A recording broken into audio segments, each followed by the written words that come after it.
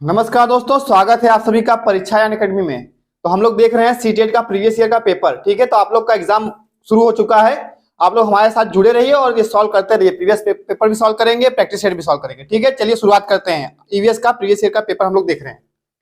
तो आज का थॉट क्या है ये पढ़ लेते हैं। मंजिल उन्हीं को मिलती है, मंजिल उन्हीं को मिलती है जिनके सपनों में जान होती है। ठीक है, और फिर बात है पंख से कुछ नहीं होता, पंख से कुछ नहीं होता, हौसलों से उड़ान होती है। मतलब आपको मंजिल अगर पाना है तो आपके हौसले बुलंद होने चाहिए। ठीक है, पंख वंख नहीं चलेगा। ठीक है, चलिए आगे देखते हैं। ईवीएस का प्रीवियस ईयर का पेपर हम सॉल्व कर रहे हैं। देखिए पहला प्रश्न क्या है, निम्नलिखित में से क्या पर्यावरण अध्ययन में बच्चों के द्वारा ज्ञान की रचना में महत्वपूर्ण होता है। ठीक है, बच्चों के ज्ञान में महत्वपूर्ण क्या होगा बच्चों के द्वारा। देखते हैं ऑप्शन क्या क्या है। बच्चों का सक्रिय भाग लेना, सक्रिय ईवीएस में पूछ रहा है तो सक्रिय होना पड़ेगा बच्चों को। ठीक है, तो आपका ये सही हो जाएगा। फिर है बच्चों के समुदाय के सदस्य बनना, मतलब बच्चों के समुदाय के सदस्य के रूप में रहना, ये भी हो जाएगा आपका। फिर पर्यावरण अध्ययन की पाठ्य पुस्तकें, ये भी पाठ्य पुस्तक जो होती है आपके ईवीएस की, वो भी सहायक होती है ज्ञान के लिए। फिर आगे है पर्यावरण अध्ययन की पाठ्य पुस्तक में दी गई व्याख्या और परिभाषाएं, अगर उसकी व्याख्या करें परिभाषा करें तो ये आपका नहीं होगा। परिभाषा नहीं ज्यादा रखना है, व्याख्या नहीं करना है। पाठ्य पुस्तकें सही है चलेगा, लेकिन व्याख्या परिभाषा ज्यादा नहीं चलेगा। इसलिए आपका ऑप्शन इसमें सही है, ए बी सी तीनों सही है। ए बी सी आपका सी ऑप्शन सही है इसमें, ए बी सी। अगला प्रश्न है, निम्नलिखित में से क्या पर्यावरण अध्ययन के शिक्षक के लिए वांछनीय गतिविधि है। ठीक है, देखते हैं क्या है शिक्षक के लिए है। ऑप्शन है पहला आपका पर्यावरण अध्ययन के 6 प्रकरणों का रेखीय आयोजन करना। रेखीय आयोजन करना मतलब उसको एक टाइप से लाइनर बनाना। फिर आगे है केवल पाठ्य पुस्तकों पर आश्रित रहना, केवल आ गया निगेटिव पॉइंट हो गया, ये भी कट जाएगा, नहीं होगा ये आपका 2 पॉइंट कट गया है आपका, ऑप्शन ए भी। और सी देखिए क्या है, विभिन्न कक्षाओं सांस्कृतिक क्षेत्रों को संबोधित करना, ये होगा। विभिन्न कक्षाओं जो सांस्कृतिक क्षेत्र में आएंगे उनको संबोधित करते हैं। ठीक है, तो आपका सी सही लग रहा है। पर्यावरण अध्ययन की अवधारणाओं से संबंधित महत्वपूर्ण सूचनाओं को बच्चों को देने के लिए प्रेरित करना। सूचनाएं मतलब क्या, कुछ इंफॉर्मेशन देना, तीन नहीं इंफॉर्मेशन भी नहीं होगा इसका। आपका जो सही आंसर है इसमें ऑप्शन सी इसमें सही है। क्या है, विभिन्न कक्षाओं से सांस्कृतिक क्षेत्रों से संबंधित करना बच्चों को, ये आपका सही होगा। आगे देखते हैं अगला प्रश्न क्या है। एक कक्षा 5 की शिक्षक है, एक क्रियाकलाप का संचालन करती है जिसमें वह कक्षा के बच्चों से फर्श पर चीनी के कुछ दाने, चीनी शुगर डालने को कहती है, उनको चींटियों के आने का इंतजार करने को कहती है। और बच्चों को इस क्रियाकलाप से अर्थपूर्ण सीखने को मिल सकता है क्या, यदि शिक्षक क्या करें।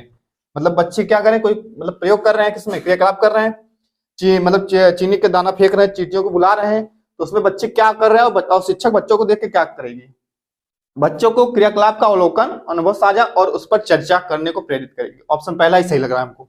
आगे पढ़ लेते हैं।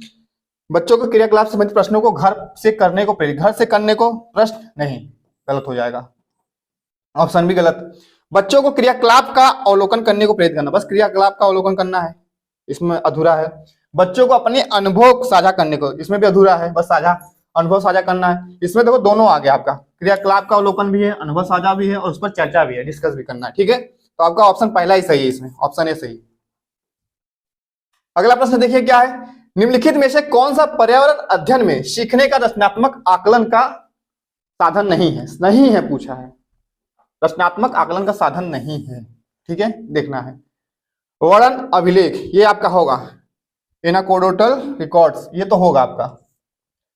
रचनात्मक आकलन क्या होता है, जो शिक्षण प्रक्रिया के दौरान चलती रहती है। ठीक है, वार्षिक उपलब्धि परीक्षण, ये नहीं होगा। ये कहाँ आ गया आपका, योगात्मक आकलन में आता है ये आपका, तो यही नहीं है आपका, आपका ऑप्शन यही नहीं है।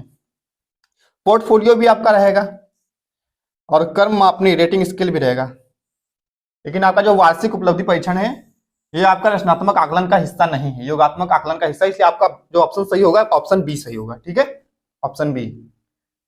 आगे देखते हैं क्या है, पर्यावरण अध्ययन के शिक्षक के द्वारा बच्चों को जानवरों का अवलोकन और उनका चित्र बनाने को प्रेरित करने का उद्देश्य क्या है। ठीक है, ईवीएस के शिक्षक के द्वारा अगर बच्चे को जानवरों का अवलोकन करना है, उनका चित्र बनाना है, तो क्या करेंगे, इसमें उद्देश्य देखिए क्या है। बच्चों में सृजनात्मकता का विकास करना, सृजनात्मकता का विकास करेंगे, चित्र बना रहे हैं, कुछ नया अवलोकन कर रहे हैं, ठीक है, ये तो सही होगा।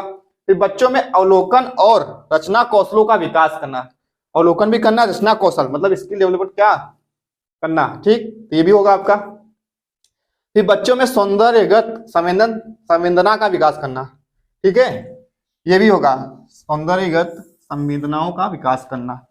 इसमें तीनों सही लग रहा है। ऑप्शन देख लेते हैं, ए बी सी तीनों में, ए बी सी, आपका बी ऑप्शन जो है इसमें सही होगा, ऑप्शन बी सही है। आगे देखते हैं अगला प्रश्न। बच्चों को पर्यावरण अध्ययन सीखने में प्रभावशाली तरीके से जोड़ा जा सकता है, मतलब कि अगर ईवीएस सिखा रहे हैं तो बच्चों को कैसे हम प्रभावशाली तरीके से जोड़ेंगे? वृत्तांत, नैरेटिव्स देख के, कहानियां सुना के, फिर शिक्षक के द्वारा अवधारणाओं की प्रभावशाली व्याख्या करके, फिर क्या है, शिक्षक के द्वारा अवधारणाओं का प्रदर्शन और व्याख्या करके। तो देखेंगे इसमें क्या सही होगा। व्याख्या तो करना नहीं है, ऑप्शन इसमें देखेंगे आपका कहानियां नहीं होगी, कहानियां सुना सकते हैं, सीखने को प्रभावशाली तरीके से जोड़ा जा सकता है, कहानियां सुना सकते हैं, वृत्तांत भी कर सकते हैं। शिक्षक के द्वारा अवधारणाओं की प्रभावशाली व्याख्या करके, ये नहीं होगा, व्याख्या नहीं करनी, लेकिन अवधारणाओं की प्रभावशाली प्रदर्शन और व्याख्या दोनों करेंगे तब ये होगा आपका। तो ऑप्शन ए क्या है, A B C, A B इसमें ऑप्शन नहीं मिले, ए सी डी, ए बी, अच्छा कहानियां नहीं होगी, आप कहानियां नहीं होती इसमें, आपका क्या होगा, वृत्तांत होगा, शिक्षक के द्वारा ये क्या नाम प्रभावशाली व्याख्या भी कर सकते हैं और उसका प्रदर्शन भी कर सकते हैं, ठीक है। तो option A C D, option C आपका सही है, ए सी डी। अगला प्रश्न देखते हैं क्या है, ईवीएस में बच्चों के सीखने का गुणात्मक आकलन निम्न द्वारा किया जा सकता है। तो किसके द्वारा उनका गुणात्मक आकलन करना है? बच्चों के विचारों का अभिलेख है, अवलोकन की रिपोर्ट है, ठीक है, प्रक्रिया कौशलों का अवलोकन है, कागज पेंसिल टेस्ट है, उपलब्धि टेस्ट है। इसमें आपका जो सही है कागज पेंसिल टेस्ट और ये उपलब्धि टेस्ट, ये इससे गुणों का पता नहीं कर सकते। ऑप्शन सी और डी आपका कट जाएगा, कागज पेंसिल से आप कैसे गुणों का पता लगाएंगे, उपलब्धि से कैसे लगाएंगे? तो उसके मतलब जब बच्चा कोई कार्य करेगा शिक्षण संबंधित, उसी समय उसका अवलोकन करेंगे तब पता चलता है। तो क्या लिखा, अभिलेख, अवलोकन, रिपोर्ट, ये होगा। और प्रक्रिया कौशल का अवलोकन, उसका क्रिया जो कर रहा है, कार्य कर रहा है, उसके कौशलों का अवलोकन करेंगे। तो ऑप्शन ए भी सही होगा, ए बी, और ए भी सही है। तो ऑप्शन देखिए कौन सा सही हो रहा है, पहले में ए केवल ए तथा बी आपका सही हो जाएगा। अगला प्रश्न देखो, ईवीएस की शिक्षा में शिक्षकों द्वारा अभिभावकों एवं समुदाय की भागीदारी को बढ़ावा देने का सबसे उपयुक्त उद्देश्य है, क्या है? अभिभावक हैं, समुदाय की भागीदारी चाहिए इसमें, ठीक है, ईवीएस की शिक्षा में शिक्षकों द्वारा। ऑप्शन देखते हैं क्या क्या सही होगा। शिक्षकों को विद्यार्थियों की सामाजिक सांस्कृतिक पृष्ठभूमि का जानने का अवसर देना, ठीक है, ये तो सही है। फिर राष्ट्र की नीतियों का प्रस्ताव का पालन करना, ये नहीं। विद्यालय में अनुशासन बनाए रखना, ये भी नहीं होगा। फिर विद्यार्थियों को जानना था, उनकी शिक्षा में उनका मार्गदर्शन करना, सबसे मतलब कि उपयुक्त पूछा है। ऑप्शन तो लग रहा होगा 2-3 तो सही होगा इसमें। सीटेट ऐसा प्रश्न बनाता है जिसमें लगे कि हाँ सब आंसर सही लगे, लेकिन नहीं, हमको देखना सबसे बेस्ट आंसर कौन सा होगा। इसमें आप पहला आंसर देखिए क्या है, शिक्षक को विद्यार्थियों के सामाजिक सांस्कृतिक पृष्ठभूमि को जानने का अवसर देना, ठीक है, ये पहला आपका यही सही है, ऑप्शन ए। अगला प्रश्न देखें क्या, ईवीएस कक्षाओं में सामूहिक गतिविधियों द्वारा, सामूहिक गतिविधि है, सीखने को बढ़ावा दिया जाता है, क्योंकि कैसे? सामूहिक गतिविधि करने के कैसे? यह सहपाठी अधिगम उपलब्ध कराती है, अच्छा, यह विद्यार्थियों में सामाजिक आदान प्रदान को सुधारती है, यह विद्यार्थियों में सहपाठी एवं सामाजिक अधिगम उपलब्ध कराती है, वह उसमें सुधार लाती है। फिर विद्यार्थी केवल सामूहिक शिक्षक, केवल आ गया तो ऐसे कट जाएगा, ऑप्शन डी कर जाए आपका, सहपाठी अधिगम उपलब्ध कराती है, आदान प्रदान सुधारती है। आपका जो सी आंसर है यही सही, सहपाठी एवं सामाजिक अधिगम उपलब्ध कराती है और वह उसमें सुधार लाती है। ऑप्शन सी, इसमें सब मिलता है, सहपाठी भी है, सामाजिक अधिगम उपलब्ध कराएगी, वह उसमें सुधार भी लाएगी। तो ऑप्शन सी आपका इसमें सही होगा, ऑप्शन सी, ठीक है। अगला प्रश्न है, ईवीएस की शिक्षा में शिक्षकों द्वारा किए गए क्रियाकलाप के पश्चात प्रामाणिक एवं अर्थपूर्ण शिक्षा हेतु होना चाहिए, क्या होना चाहिए? प्रश्न है, शिक्षकों द्वारा क्रियाकलाप के पश्चात जो प्रामाणिक एक अर्थपूर्ण शिक्षा होती है वो क्या होना चाहिए? आप पढ़ा रहे हैं तो फिर क्या करें, पढ़ाने के बाद क्रियाकलाप की सूची बनाएं, क्रियाकलापों के चरण याद करवाएं, नहीं, क्रियाकलाप की पुनरावृत्ति मतलब उसको फिर से दोहराएं, रिपीटेड करें, टाइम नहीं है, ठीक है। तो आप क्या करेंगे, विचार विमर्श, कोई चीज पढ़ाए हैं तो उस पर आप विचार डिस्कस कर सकते हैं उसके बारे में। तो एक अर्थपूर्ण शिक्षा यही होती है आपकी, ठीक है, विचार विमर्श करना। आपका ऑप्शन ए सही होगा, डिस्कस। अगला है आपका प्रश्न, अर्थपूर्ण ईवीएस की शिक्षा संभव हो सकती है यदि, कैसे? अगर अर्थपूर्ण ईवीएस की शिक्षा आपको करना है तो कैसे संभव है? विद्यार्थियों के स्थानीय अनुभव विद्यालय के अनुभव से संबंधित हो। ये तो बढ़िया है, क्योंकि पहले ही लग रहा है कि विद्यार्थियों क्या उनके जो स्थानीय अनुभव हैं उनके पास, वो विद्यालय के अनुभव से संबंधित हो। ठीक है, उसमें कोई मतलब कोई वो ना हो बाउंड्री। विद्यालय के ज्ञान का प्रयोग ज्ञान की रचना के लिए किया जाता है, मतलब विद्यालय का ज्ञान जो रहेगा वही बस ज्ञान की रचना करेगा, नहीं, ऐसा नहीं है। समुदाय का भी ज्ञान चलेगा उसमें, अपने मतलब समाज के बारे में भी जानना है। ठीक है, और फिर अगला है आपका, विद्यार्थियों के स्थानीय अनुभव को उचित महत्व न दे, यहाँ आ गया है, ये तो कटा है, ये भी कटा था। लास्ट देखते हैं, प्रशिक्षित ईवीएस के शिक्षकों के अनुभवों का प्रयोग किया जाए। अनुभव मतलब शिक्षकों के अनुभव का प्रयोग किया जाए, नहीं। आपका देखिए क्या है, बाल केंद्रित शिक्षा है, विद्यार्थियों के स्थानीय अनुभव और विद्यालय के अनुभव संबंधित होना चाहिए। ठीक है, तभी शिक्षा संभव हो पाएगी। ऑप्शन ए आपका सही होगा। अगला प्रश्न है, ईवीएस के पाठ्यचर्या में परिवार एवं मित्र क्या है? परिवार एवं मित्र क्या है? ठीक है, ये आप क्या है, थीम है कि उप थीम है कि पाठ्यक्रम है, विषय वस्तु है? हमने पढ़े हैं कितने थीम है, 6। आपको जो पहला थीम है परिवार एवं मित्र, वो आपका थीम पहला, मतलब यही थीम है आपका। ऑप्शन ये सही होगा इसमें। इसमें आपका परिवार थीम है, जल है, भोजन है, आवास है, यात्रा है, और चीजें हम जो सोचते हैं और बनाते हैं करते हैं, एक वो थीम है। और 4 उप थीम है। ठीक है, संबंध हो जाएंगे, कार्य एवं खेल हो जाएंगे, पौधे हो जाएंगे और जंतु हो जाएंगे। ठीक है, तो आपका ये परिवार एवं मित्र, ये आपका थीम है। ठीक, आपका ए सही है। अगला प्रश्न देखते हैं क्या है, प्राथमिक स्तर में ईवीएस पढ़ाने का सबसे उपयुक्त लक्ष्य है। उपयुक्त लक्ष्य पूछा है, क्या हो सकता है? चलिए देखते हैं क्या है, ऑप्शन देखते हैं। ईवीएस के विभिन्न प्रत्ययों के वर्णन एवं परिभाषाएं विकसित करना। परिभाषाएं वर्णन करना नहीं चलेगा। ठीक है, आगे देखते हैं, अपने वातावरण का अन्वेषण करने के लिए विद्यार्थियों को पर्याप्त मौके देना। अन्वेषण आ गया, मतलब खोज करना अपने आसपास के क्या होते हैं। ईवीएस शिक्षा एक ऐसी मतलब खोज परक शिक्षा होती है, मतलब इसमें पढ़ाया जाता है ईवीएस संबंधित जितने भी मुद्दे होते हैं, जानने की कोशिश करते हैं बच्चे उसमें, तो अन्वेषण करने के लिए ही होते हैं। ठीक है, वातावरण का अन्वेषण करेंगे तब उसके बारे में उनको पर्याप्त ज्ञान मिल पाएगा। ठीक है, आपका ऑप्शन बी इसमें सही होगा। आगे देख लेते हैं क्या क्या ऑप्शन। विद्यार्थियों को ईवीएस प्रत्यय के सीखने के लिए सहायक, मतलब कि ये प्रत्यय बस पूछा है, कॉन्सेप्ट।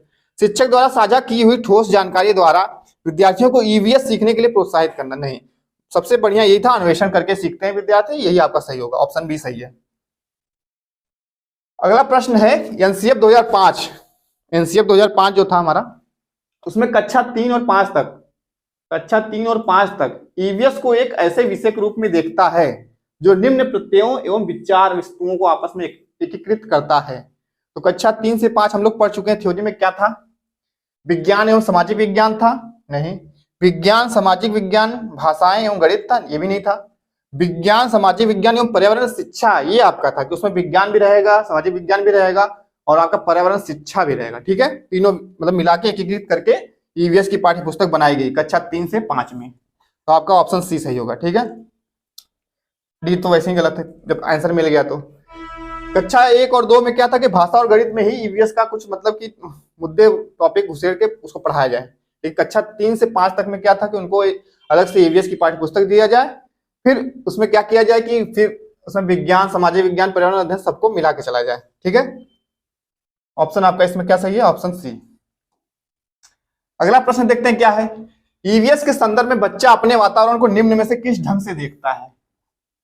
मतलब बच्चा अगर वातावरण को देखता है मतलब ईवीएस के रूप में, तो क्या हो सकता है, उसके पृथक रूप से देखता है, नहीं, पृथक अलग नहीं करना है, समग्र रूप, यही सही है आपका, समग्र रूप से। ठीक है, उसके संसाधन के रूप में, उसके थीम के रूप में। जब इसमें और भी मतलब रहता है उपरोक्त, मतलब 2 ऑप्शन रहता है, इसमें सही थीम भी हो सकता है, लेकिन इसमें एक पूछा है तो समग्र रूप से पूरा होल उसको देखता है। ठीक है, ऑप्शन आपका क्या है, ऑप्शन भी सही होगा। अगला प्रश्न है, हमारे देश के लगभग सभी भागों में, अब यहां से आपका प्रश्न शुरू हो रहा है एनसीईआरटी बेस पे, बाकी पेडागोजी हम लोग पढ़ चुके हैं। हमारे देश के लगभग सभी भागों में मिर्च का, मिर्च मतलब मर्चा, क्या है, मिर्च का उपयोग भोजन पकाने में किया जाता है। ठीक है, बिना मर्चा का खाना पीना बेकार लगता है, नमक मर्चा चाहिए, जरूरी है। ठीक है, तो आप बता सकते हैं हमारे देश में जो मिर्च है, ये मिर्च को लाने वाले व्यवसायी कहाँ आए हैं, कहाँ बताइए। ऑस्ट्रेलिया से, उज्बेकिस्तान से, दक्षिण अमेरिका से या अफगानिस्तान से। तो आप बता सकते हैं इसमें कौन सा आंसर है। आप जानते हैं कि ये चीजें जो आती हैं, कुछ खाने वाली पीने वाली चीजें, वो अपने भारत में ही नहीं रहती, अलग अलग देशों में विकसित होती है, मतलब वहां पे उगती है तो वहां से आ जाती है अपने भारत में। ठीक है, तो आपका ये जो मिर्च है ये आपका दक्षिण अमेरिका से है। कहां से है? दक्षिण अमेरिका से है। ठीक है, अगला प्रश्न देखते हैं क्या है। पशुओं की त्वचा पर विविध पैटर्न डिजाइन किस कारण से होता है? देखते हैं ऑप्शन क्या सही होगा। जो डिजाइन होते हैं, क्या डिजाइन होते हैं? जो जैसे जेब्रा पे होते हैं काली धारी सफेद पाई जाती हैं, और बाघ चीता ये सब पे पाई जाती है पीली धारी, ये सब। तो ये सब क्या होते हैं, क्या कारण होता है? त्वचा पे विविध पैटर्न डिजाइन। तो उनकी त्वचा पे बाल कारण होता है, बालों का कारण होता है। ये उस जलवायु कारण होते हैं जिसमें वे रहते हैं। जलवायु होती है, यह शारीरिक शक्ति को इंगित करता है, ये होता है। यह परावर्तित प्रकाश कारण होता है। इसमें आप जानते हैं उनके जो विविध पैटर्न होते हैं, डिजाइन बनते हैं त्वचा पे बाल, वो उनके त्वचा पर बालों के कारण ही होते हैं। ठीक है, ऑप्शन ए आप इसमें सही करेंगे, ऑप्शन ए, उनके बालों के कारण ही। ये इंपॉर्टेंट प्रश्न है, कंफ्यूज होते हैं सब लोग कि उनका जलवायु परिवर्तन हो जाता है इसे कारण होता नहीं, वो बाल का पैटर्न होता है, मतलब डिजाइन बनता है। ठीक है, ऑप्शन ए आपका सही है। अगला प्रश्न है, नीचे दिए गए पक्षियों की कौन सी प्रजाति झटके से अपनी गर्दन आगे पीछे करती है? झटके से मतलब एकदम देखेगी झटके से मारेगी इसी से। ठीक है, गर्दन अपनी झटके से घुमाती है। तो कौन सी पक्षी हो सकती है? बसंत गोरी, मैना, कोवा या फिर उल्लू? तो देखते हैं क्या हो सकता है। इसमें आप जानते हैं जो पक्षी अपनी झटके से गर्दन घुमाती है उसका नाम मैना है। मैना पक्षी अपनी गर्दन को झटके से घुमा के देखती है इधर उधर। ठीक है, ऑप्शन बी आपका सही है। अगला प्रश्न है, नीचे दिया गया कौन सा एक समूह जड़ों का है? जड़ों मतलब जो इसमें खाद्य पदार्थ कुछ है वो मतलब जड़ से संबंधित है क्या? देखते हैं, शकरकंद, मूली, हल्दी। तो आपका जड़ इसमें हल्दी प्रकंद हो जाएगा, ये तो कट जाएगा पहला। जड़ पूछा है गाजर, चुकंदर, मूली, ये आपका सही है। गाजर भी जड़ है, चुकंदर भी जड़ है और मूली भी जड़ है। ठीक है, ऑप्शन ये सही है। इसमें आलू आ गया, ये आपका आलू तना में आता है। इसमें हल्दी अदरक प्रकंद में आता है, कट गया। ऑप्शन आपका बी इसमें सही होगा कि गाजर भी है, फिर चुकंदर भी है, फिर मूली भी है, आपका जड़ है। ऑप्शन भी सही है। ठीक है, अगला प्रश्न है, रेगिस्तानी ओक नाम का एक पेड़ है जो पाया जाता है, मतलब एक पेड़ जो रेगिस्तानी ओक है, ये हम पढ़ चुके हैं थ्योरी में। ये पेड़ कहाँ पाया जाता है? राजस्थान के रेगिस्तान में पाया जाता है, कि संयुक्त अरब अमीरात के रेगिस्तान पाया जाता है, कि अबू धाबी में पाया जाता है, या ऑस्ट्रेलिया में पाया जाता है? तो इसमें आप देखेंगे ये पेड़ जो पाया जाता है ये आपके ऑस्ट्रेलिया में पाया जाता है। रेगिस्तानी ओक, इसकी विशेषता क्या है कि इसकी जो ऊंचाई होती है कमरे के समान ऊंचाई पे होते हैं लोग, ज्यादा ऊंचे पेड़ नहीं होते, लेकिन इनकी जड़ें 30 गुनी, मतलब जितनी इनकी ऊंचाई धरातल के ऊपर होती है उसकी 30 गुनी जड़ें इसकी नीचे जाती है। और इनके जड़ों में क्या होता है कि जल का संचय होता है, जिसको वहां के लोग पीने के लिए उपयोग करते हैं। तो आपका इसमें आंसर जो सही है ऑप्शन डी सही है। ठीक है, रेगिस्तानी ओक कहाँ पाया जाता है? ऑस्ट्रेलिया में पाया जाता है। कंफ्यूजन होता है, सब लोग अबू धाबी मान देते हैं, लेकिन नहीं, अबू धाबी में खजूर का पेड़ होता है। कौन सा? खजूर का बहुत पेड़ पाया जाता है। जो राजस्थान का रेगिस्तान उसमें खेजड़ी वृक्ष पाया जाता है। खेजड़ी वृक्ष यहाँ पे बहुत ज्यादा पाए जाएंगे राजस्थान में। तो आपका जो इसमें सही आंसर है आपका डी, ऑस्ट्रेलिया, यही सही है कि रेगिस्तानी ओक वहां पाया जाता है। अगला प्रश्न है, उच्च ज्वर तेज बुखार है के साथ कपकपी जिसका उपचार सिकोना पेड़ की छाल से किया जाता है। अगर तेज बुखार है, कांप रहे हैं, तो क्या बीमारी हो सकती है? देखते हैं इसमें, और उसका उपचार भी लिखा है सिनकोना पेड़ की छाल। तो इसमें जो बीमारी होती है, जब हम सिनकोना पेड़ की छाल का प्रयोग करते हैं तो मलेरिया बीमारी होती है। उसमें हम इसका उपचार करेंगे तो मलेरिया बीमारी ठीक हो जाएगी। ठीक है, तो देखते हैं क्या चिकनगुनिया है, डेंगू है, मियादी बुखार है, मलेरिया। आपका ऑप्शन मिल गया, ऑप्शन डी सही होगा, मलेरिया। मलेरिया के उपचार के लिए हमको सिनकोना वृक्ष की छाल का प्रयोग करना पड़ता है। ठीक है, ऑप्शन डी आपका सही है। और इसमें लक्षण यही है कि तेज बुखार के साथ कांपना पड़ता है, कांपते हैं सब। अगला प्रश्न देखते हैं क्या है।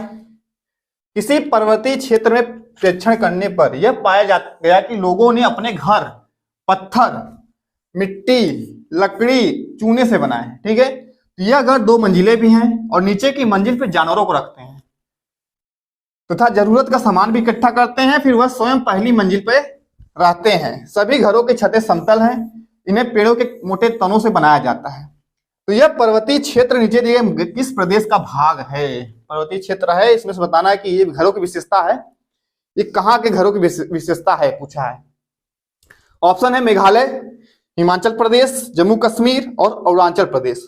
तो देखते हैं इसमें क्या सही होगा। तो आप जानते हैं ये विशेषता पूरी जम्मू कश्मीर के घरों की विशेषता है। वहां के लोग की यही विशेषता है कि घर पत्थर, लकड़ी, चूने से बनाए जाते हैं, फिर 2 मंजिला बनते हैं। नीचे की मंजिल पे क्या करते हैं? जानवरों को रखते हैं और ऊपर उसके अपने रहते हैं। ठीक है, तो ये आपका जम्मू कश्मीर की विशेषता है घरों की, तो इसमें ऑप्शन सी आपका सही होगा, जम्मू कश्मीर, यही सही है।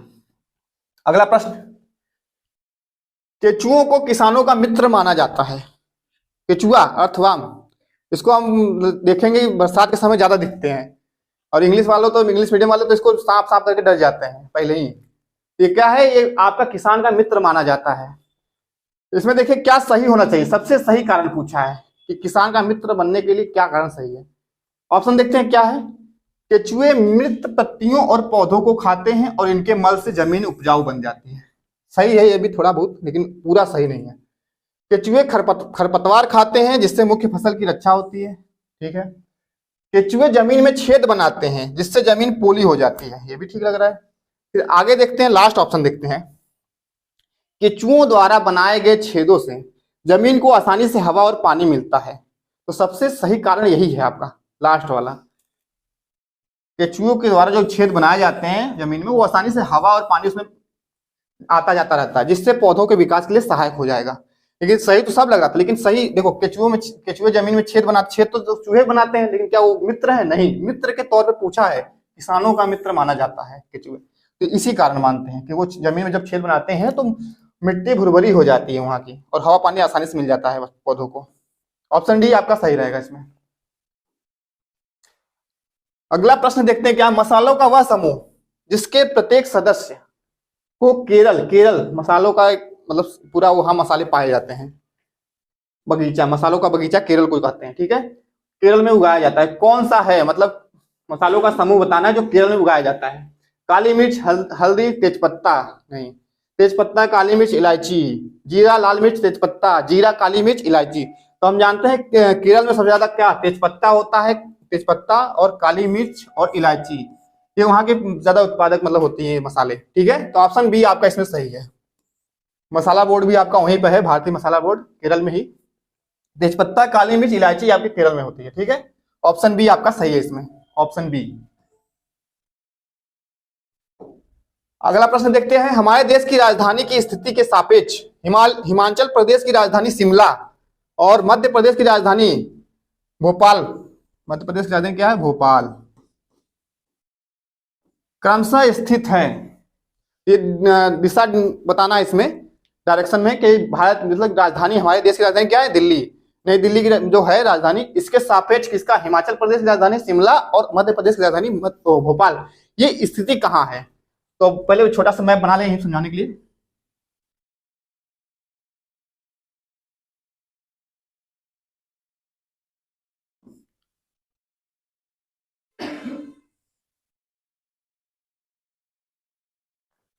आपका यहाँ पे मध्य प्रदेश बीच में है, ठीक है, और इसी के जस्ट ऊपर आपकी नई दिल्ली राजधानी है, और शिमला हिमाचल प्रदेश ठीक ऊपर ही है, ठीक है, एकदम सीधे में है सब। और ये नई, यहाँ नई दिल्ली, जो दिल्ली आपकी राजधानी है, इसी के सापेक्ष पूछ रहा है हिमाचल प्रदेश की राजधानी और आपके मध्य प्रदेश की राजधानी दोनों किस दिशा में है। तो नई दिल्ली से देखेंगे तो ऊपर हिमाचल प्रदेश पहले देखेंगे तो कहाँ है, उत्तर में, ऊपर क्या है, उत्तर है, उत्तर दिशा होती है उत्तर, और नीचे दक्षिण होती है। एक दिन हम टॉपिक लाएंगे मैप के थ्रू समझाया जाएगा, जो आपके सीटेड प्रश्न बनते हैं मैप वाले, उसको पढ़ाएंगे। इसमें उत्तर और दक्षिण बस बताना है कि दक्षिण में आपका मध्य प्रदेश है, उत्तर में आपका हिमाचल प्रदेश की राजधानी शिमला है। तो देख लेंगे उत्तर दक्षिण है, पहला ही ऑप्शन आपका सही है, ऑप्शन ए, उत्तर और दक्षिण में, ठीक है, उत्तर और दक्षिण में देख लीजिए, ऑप्शन सही है। अगला प्रश्न देखते हैं, क्या दुनिया में प्रसिद्ध पश्मीना के बारे में नीचे दिए कथनों पर विचार करना है। क्या है पश्मीना, क्या है, एक पश्मीना क्या है, बकरी से बनती है शॉल, ठीक है, इसके बारे में विशेषता क्या है, पश्मीना साल में 6 स्वेटरों के बराबर गर्म होती है। हाँ ये सही है, तो इसका मतलब कि जो साल बनती है वो 6 स्वेटर के बराबर गर्मी देती है पश्मीना साल। और ये बताए थे हम, लद्दाख के चांगपा जो चांगक्याप जनजाति है वहां के लोगों ने, मतलब वहां के लोग इसको बनाते हैं। कोमल पश्मीना पहाड़ी बकरियों की एक खास नस्ल से एकत्र किया जाता है, ठीक है, हाँ ये भी सही है, जो 5000 मीटर ऊंचे पहाड़ों पर रहती हैं, ये भी सही है, मतलब दूसरा भी सही है, पहला ए बी दोनों सही। अत्यधिक सर्दी से बचने के लिए बकरियों के शरीर पर गर्म बाल की एक परत उग जाती है। हाँ, ठंडी से बचने के लिए उनके शरीर पे बाल पाए जाते हैं, तो उसी से हम लोग मतलब क्या, वो वहां के लोग क्या बनाते हैं, पश्मीना शाल बना देते हैं। तो पतले बालों को बकरियों के शरीर से काटने के पश्चात मशीनों द्वारा बुनाई की जाती है, ये तो गलत हो गया। जो पश्मीना शाल की बुनाई होती है, ये पॉइंट आपका क्या है कि वहां उस हाथों से बुनाई करते हैं, मशीन से नहीं। इसमें आपका मशीनों द्वारा लिखा है तो ये ऑप्शन आपका कटेगा, ऑप्शन डी कटेगा। बस सही क्या है, A B C, A B सी आपका डी जो इसमें है लास्ट में, ऑप्शन डी यही सही है, ए बी सी इसी में है, ऑप्शन डी सही है। अगला प्रश्न, डॉक्टर ने किसी व्यक्ति को प्रतिदिन दवाइयों के साथ हरे पत्तेदार सब्जियां, आंवला और गुड़ गुड़ भेली खाने को सुझाव दिया। यह व्यक्ति कोई रोगी होना चाहिए जो पीड़ित है, किससे पीड़ित है? मतलब दवाई के साथ साथ उसको डॉक्टर ने सलाह दी कि आप हरे पत्तेदार सब्जियां खाएं, आंवला खाएं, गुड़ खाएं। तो ये बीमारी किसका संकेत करती है? पहला ऑप्शन है एनीमिया, एनीमिया बुखार से, मलेरिया से, मियादी बुखार। एनीमिया, एनीमिया के जो रोगी होते हैं उनमें क्या होती है, हीमोग्लोबिन की मात्रा कमी हो जाती है, जिस कारण से वो क्या करते हैं, उनको अगर हम हरे पत्तेदार सब्जियां खिलाएं, आंवला खिलाएं और गुड़ खिलाएं, इससे उनके मतलब कि हीमोग्लोबिन की मात्रा में वृद्धि हो जाएगी। ऑप्शन आपके पहला ही सही है कि एनीमिया बीमारी मतलब उस व्यक्ति को लगी है, पीड़ित है एनीमिया से। अगला प्रश्न देखते हैं डायग्राम वाला के। फिर आपका घर x दूरी पर स्थित है और आपके पिताजी की दुकान y पर है। घर x पे है और दुकान आपकी y पर है। यद्यपि आपके पिताजी की दुकान ठीक सामने है, परंतु बीच में गहरी नहर होने के कारण आप सीधे नहीं जा सकते। मतलब आमने सामने ही है घर और दुकान, बस टेढ़ा मेढ़ा घूमना है। अतः आप पहले ठीक दक्षिण में 200 मीटर दूर जाते हैं, फिर ठीक पूरब में 150 मीटर लंबा पुल पार करते हैं, तो उसके पश्चात ठीक उत्तर में 200 मीटर चलकर अपनी पिताजी की दुकान पहुंच जाते हैं। वायु के सापेक्ष आपके घर की निम्नतम दूरी और उसकी दिशा क्रम से पूछा है। तो चलिए देखते हैं। तो क्या है, पहले ठीक दक्षिण में 200 मीटर दूर जाते हैं। दक्षिण कहाँ है? नीचे है, ऊपर से दक्षिण। तो यक्ष पे आपका घर है, ऊपर से नीचे आ रहे हैं दक्षिण में 200 मीटर। फिर उसके बाद आप क्या करते हैं, 200 मीटर चलते हैं, फिर ठीक पूरब में, पूरब मतलब पूरब उस साइड है, उस साइड चलेंगे कितना, 150 मीटर, 150 मीटर पूरब चलते हैं। ठीक, फिर उसके बाद क्या करेंगे, पश्चात आप ठीक उत्तर में 200 मीटर दूर चलकर अपने पिताजी की दुकान पहुंच जाते हैं। ठीक उत्तर मतलब फिर ऊपर जाना है, 200 मीटर फिर ऊपर जाइए, उत्तर ऊपर है, ये आपका 200 मीटर फिर हो गया। और यहाँ पे आपकी वाई मतलब पिताजी की दुकान वाई है। अब पूछा क्या है कि आपके वाई के सापेक्ष, ये वाई है, वाई के सापेक्ष पूछा है आपके घर के निम्नतम दूरी जो सेम नीचे आप इतना घूमे थे यही दूरी पड़ेगी, इतना 150 मीटर, 150 मीटर दूरी बनेगी। और वाई के सापेक्ष एक्स की दिशा क्या होगी, उधर पूरब है तो इधर आना है, पश्चिम क्या आएगा, ठीक पश्चिम। तो ठीक पश्चिम देखो लिखा है 150 मीटर ठीक पश्चिम है, पहला ही ऑप्शन आपका सही है, 150 मीटर ठीक पश्चिम। बस आपको डायरेक्शन याद रहना चाहिए, ऊपर उत्तर दक्षिण पूरब पश्चिम, ठीक है। ये डायरेक्शन आप कहीं फॉलो करेंगे गलत नहीं होगा आपका सवाल, ठीक है। अगला प्रश्न देखते हैं। अगला प्रश्न है, पक्षियों की उस प्रजाति का नाम क्या है जिसमें नर पक्षी अनेक सुंदर घोंसले बनाते हैं और मादा पक्षी उनमें केवल एक घोंसला चुनती हैं और उसमें अंडे देती हैं? बहुत बढ़िया प्रश्न है, देखते हैं क्या है। कलचिड़ी है, शक्करखोरा है, दर्जन चिड़िया है या बया या वीवर है, वीवर पक्षी है। तो हम जानते हैं विशेषता किसकी प्रकट हो रही है यहाँ पे, वीवर पक्षी की। इसमें जो नर वीवर होता है, नर वीवर बहुत सारे होते हैं, एक से एक अपना मतलब हवा महल बनाना चाहते हैं कि उसके मतलब कि मादा पक्षी आए उसके महल में जाए, उसके महल में रहे, लेकिन नहीं, ऐसा नहीं होता। उसको जो अच्छा लगेगा वहीं जाएंगे ना। अब कोई मतलब कितना अच्छा बनाए, सब सोचते हैं अच्छा ही बनाए, लेकिन कोई किसी का अच्छा नहीं होता, जब उसको अच्छा लगेगा तब वो होता है। तो आप इसमें जानते हैं किसका, वीवर का ही ये पूरा विशेषता है कि सुंदर घोंसला, बहुत मेहनत तो बहुत करते हैं बेचारे, लेकिन मिलता कुछ नहीं है। तो आपका ऑप्शन जो देखेंगे इसमें डी, ऑप्शन डी सही होगा बिल्कुल। वीवर पक्षी जो होते हैं यही करते हैं काम धंधा। अगला प्रश्न, आखिरी प्रश्न देख लेते हैं, ये क्या है। हमारे देश के किस भाग के अधिकांश व्यक्ति अपने घर के आंगन में टेपियोका और नारियल उगाते हैं? इंपॉर्टेंट ये भी है, हर मतलब कि सीटेट का फेवरेट क्वेश्चन है, मतलब ऑनलाइन जो हो रहा था इसमें भी हर तीसरे चौथे दिन पूछ लेता था ये। इसका उपयोग करके स्वादिष्ट भोजन तैयार करते हैं, क्या है, टेपियोका और नारियल का खेती उगाते हैं, मतलब खेती करते हैं अपने आंगन में ही। कहाँ के लोग हैं, केरल के ही हैं।